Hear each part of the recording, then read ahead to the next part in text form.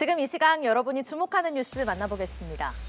내일은 정월 대보름입니다. 정월 대보름에는 오곡밥을 지어 먹는 풍습이 있죠.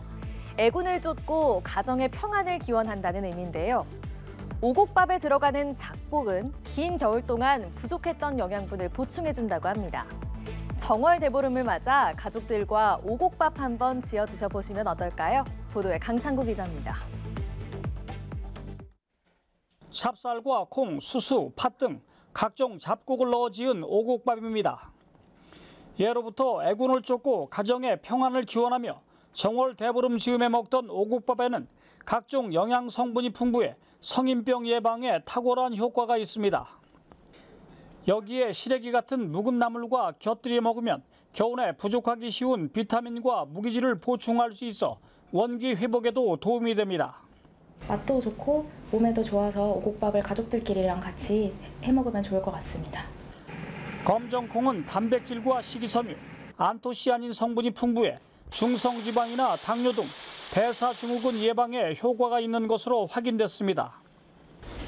또 찹쌀은 성질이 따뜻해 소화기관에 좋고 팥은 부기를 빼는 데 효능이 있으며 조화기장은 피부 건강이나 탈모 개선에 효과가 있습니다. 잡곡에는 여러 가지 기능 성분이 많기 때문에 잡곡을 섞어서 오곡밥을 지어 먹게 되면 그 부족한 기능 성분을 한꺼번에 보충할 수 있는 효과를. 오곡밥은 쌀과 잡곡을 7대3 비율로 짓는데 몸 상태나 체질에 따라 잡곡의 비율을 조절하면 좋습니다. 또 잡곡은 일정 시간 물에 불리는 것이 중요하고 오곡밥에 거친 식감에 거부감이 있다면 밥물의 10%를 소주로 채우면 식감이 부드러워지고 영양 성분도 높아집니다. 오곡밥은 쌀밥보다 열량이 20%가량 적은 반면 각종 영양 성분이 풍부해 꾸준히 섭취하면 건강관리에 큰 도움이 된다고 전문가들은 조언했습니다. 연합뉴스TV 강창구입니다. 금은방에서 귀금속을 훔쳐 달아난 10대가 경찰에 붙잡혔습니다. 추적을 피하기 위해 도주 중 옷을 갈아입기도 했는데요. 인근을 순찰하던 기동순찰대가 빠르게 출동해서 피의자를 검거했습니다. 경찰은 다중 밀집 지역이나 신고 다발 지역을 중심으로 기동순찰대를 추가 배치할 계획입니다. 김예린 기자입니다. 순찰차가 도로를 가로질러 골목으로 향하고 이어서 경찰이 바삐 뛰어갑니다.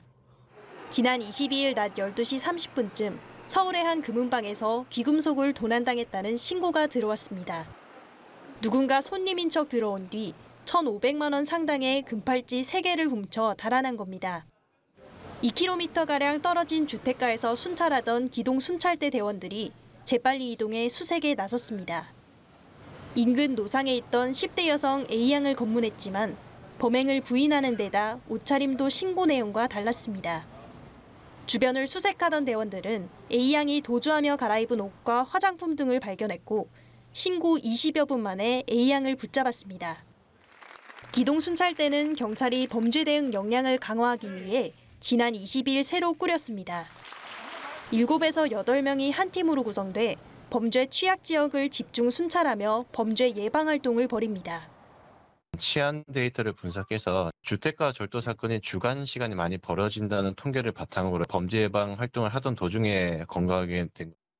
경찰은 다중 밀집 지역이나 신고 다발 지역을 중심으로 기동순찰대를 추가 배치할 계획입니다. 연합뉴스TV 김예린입니다. 인공지능 열풍의 대장주로 꼽히는 미국 반도체 기업 엔비디아가 시장의 기대를 뛰어넘는 실적을 내놓으면서 주가가 16%나 폭등했습니다. 이 덕분에 미 뉴욕 증시도 사상 최고치 기록을 썼는데요. 엔비디아의 주가 폭등 덕에 이 회사 젠슨 황 CEO는 세계 20대 부호 가입을 눈앞에 두게 됐습니다. 샌프란시스코에서 김태종 특파원입니다. 현지 시간 22일 엔비디아 주가는 뉴욕 증시에서 전날보다 16.4% 급등한 785.38달러에 마감했습니다. 하루 만에 한 주당 가격이 무려 111달러가 상승했습니다. 시가총액도 1조 9,390억 달러로 껑충 뛰었습니다. 전날보다 2,720억 달러, 우리 돈 약 361조 원이 증가한 겁니다. 이는 뉴욕 증시에서 한 기업의 하루 시총 증가분으로는 사상 최고치입니다. 이에 따라 시가총액 순위에서 엔비디아는 아마존과 구글 모에서 알파벳을 제치고 3위 자리를 탈환했습니다. 시총 2조 달러에도 한 발짝 다가섰습니다. 엔비디아는 전날 1년 전보다 매출액은 265%, 총이익은 769% 늘어난 작년 4분기 실적을 발표했습니다. 올해 1분기 매출액 전망도 시장 예상보다 더 높은 수치를 내놨습니다. 엔비디아의 힘은 미 증시 전체도 끌어올렸습니다. 인공지능 관련 종목이 랠리를 펼치며 S&P 500 지수는 사상 최고치 기록을 썼고 다우존스 지수도 처음으로 39,000선을 넘겼습니다. How long can the AI trend or the momentum behind that theme go for? I'm not sure, but I think the right answer is longer than people would expect. 엔비디아의 주가가 크게 오르면서 이 회사 젠슨 황 CEO는 세계 20대 부호 가입을 눈앞에 두게 됐습니다. 블룸버그 억만장자 지수에 따르면 황 CEO의 자산 가치는 681억 달러, 우리 돈 90조 5천여억 원으로 부자 순위 23위에서 21위로 올랐습니다. 샌프란시스코에서 연합뉴스 김태종입니다.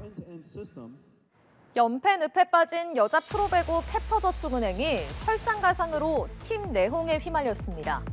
선배가 후배 선수들을 괴롭혔다는 의혹이 불거져 상벌위원회가 열렸는데요. 결론은 다음 주에 날 예정입니다. 올 시즌 개막을 앞두고 선수단 내홍까지 불거지며 사면 초가에 빠진 모습입니다. 이승국 기자입니다. 여자 프로배구 최다 연패 기록을 새로 쓴 페퍼저축은행. 남은 경기 결과에 관계없이 이번 시즌 리그 최하위가 확정됐습니다. 설상가상으로 팀 내 선후배 간 갈등까지 불거졌습니다.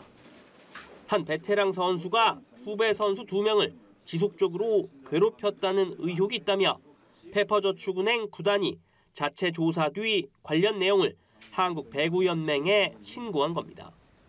상벌위원회를 연 배구연맹은 가해자와 피해자로 지목된 선수들을 차례로 불러 관련 사안에 대한 진술을 들었습니다.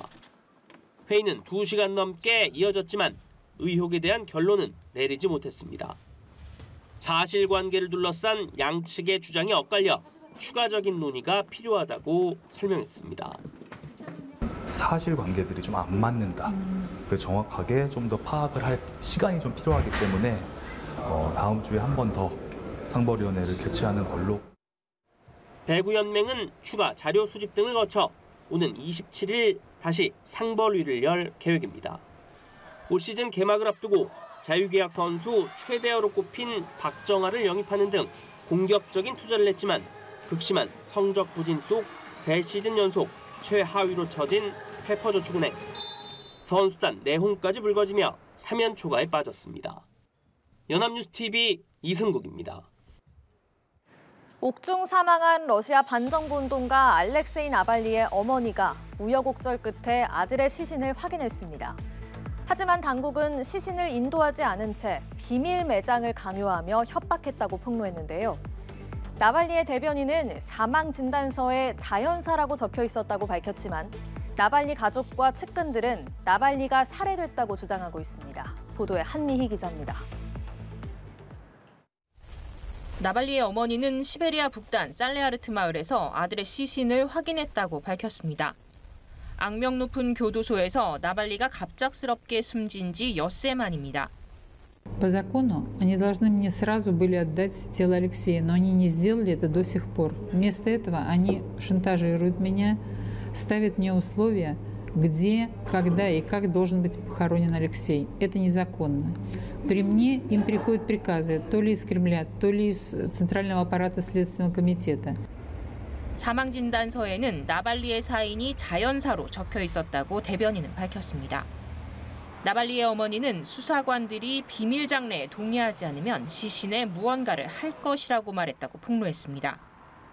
유럽연합 외무장관 회의에 참석했던 나발리의 아내 나발라야는 미국으로 건너가 스탠퍼드대에 재학 중인 딸과 만났습니다. 조 바이든 미국 대통령은 샌프란시스코에서 이들을 직접 만나 애도를 전했습니다.